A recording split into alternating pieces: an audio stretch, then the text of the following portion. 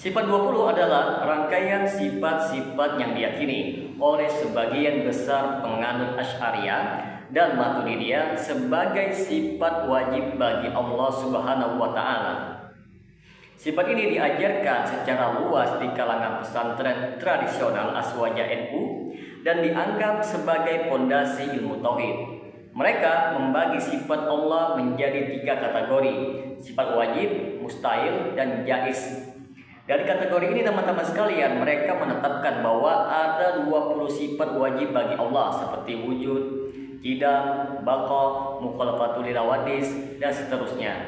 Sekilas terlihat ilmiah dan sistematis.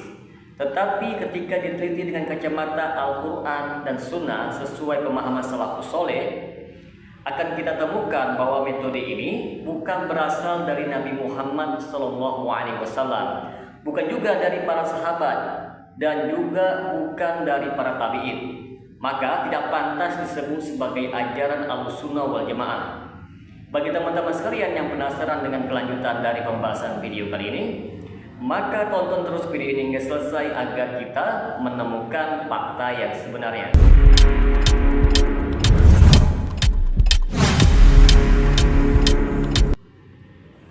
Assalamualaikum warahmatullahi wabarakatuh. Jumpa lagi dengan saya Rio Mulyadi di channel Manhaj Dakwah. Pada episode kali ini kita akan membahas kenapa kita harus menolak sifat 20. Teman-teman sekalian, coba renungkan, apakah Rasulullah SAW pernah mengajarkan sifat 20 kepada para sahabat? Apakah kita temukan di dalam Al-Quran dan hadis bahwa Rasulullah berkata, "Wahai para sahabat, ketahuilah bahwa Allah memiliki 20 sifat wajib, 20 sifat mustahil, dan 1 sifat yang jaiz"? Jawabannya tidak akan pernah ada. Para sahabat ketika mengajarkan tauhid, mereka langsung menyampaikan keimanan kepada Allah sebagaimana yang Allah firmankan di dalam Al-Quran.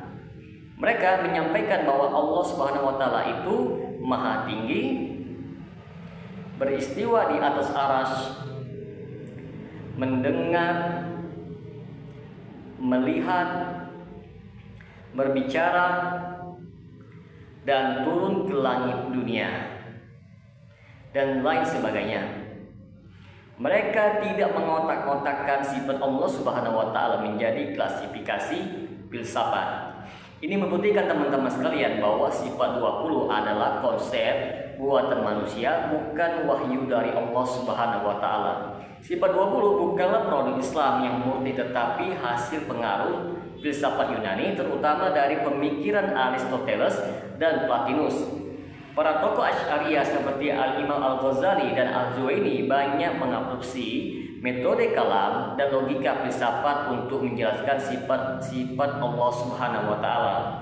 Mereka memperkenalkan istilah seperti wajibul wujud, yaitu wujud yang pasti, mukhalafatul hawadits, yaitu yang berbeda dengan makhluk, qudrah, yaitu kuasa, irada, kehendak, dan seterusnya.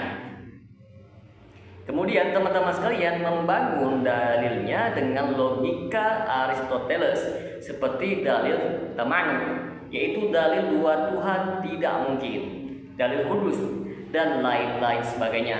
Padahal metode ini bertentangan dengan manhaj salaf yang berpegang kepada Al-Quran dan As-Sunnah, bukan kepada akal semata. Akibatnya teman-teman sekalian, banyak penafsiran mereka terhadap sifat Allah Subhanahu wa taala menjadi ta'wil, tahrif, atau bahkan tahtil, yaitu menolak makna yang zahir.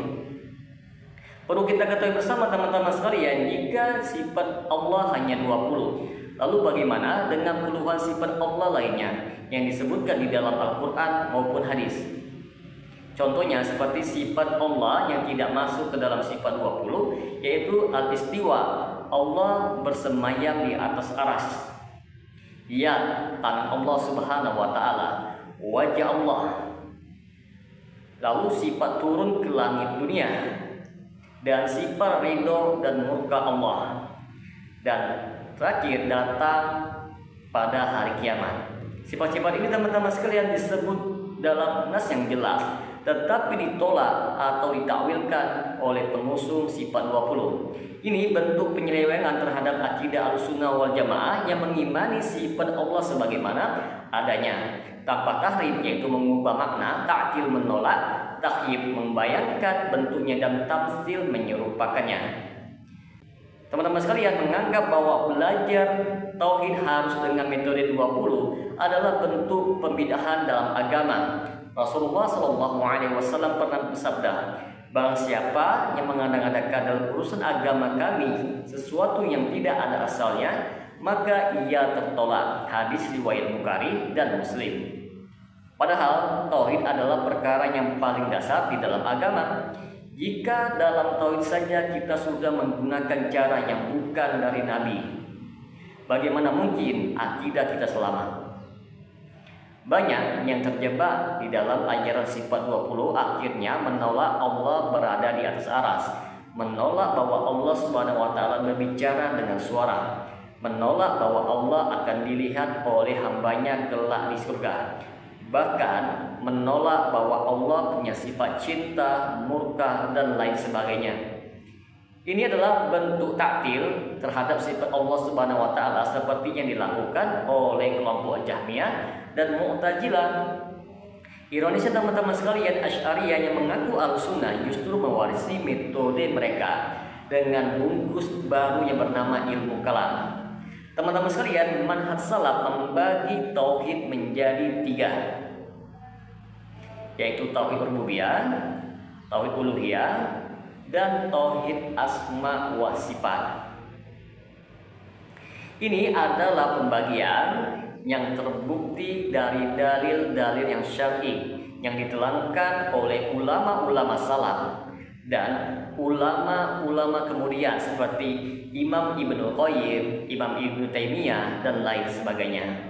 Sementara metode sifat 20 tidak mengenal pembagian ini. Akibatnya mereka gagal memahami makna tauhid uluhiyah dan malah terjerumus ke dalam kesyirikan seperti tawassul kepada kuburan, meminta kepada wali, dan lain-lainnya. Padahal inilah inti dakwah para nabi, mengajak manusia menyembah Allah semata dan meninggalkan semua sesembahan selain Allah Subhanahu wa taala.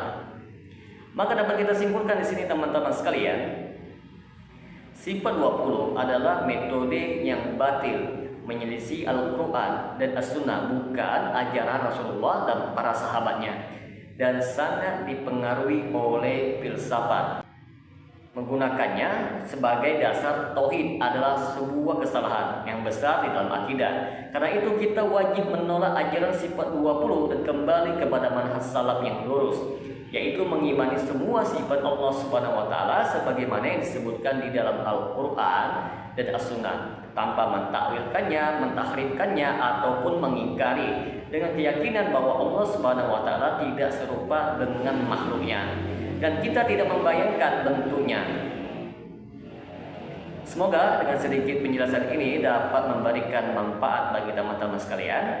Dan apabila channel ini dapat memberikan manfaat bagi teman-teman sekalian, silakan subscribe dan share. Semoga bermanfaat. Assalamualaikum warahmatullahi wabarakatuh.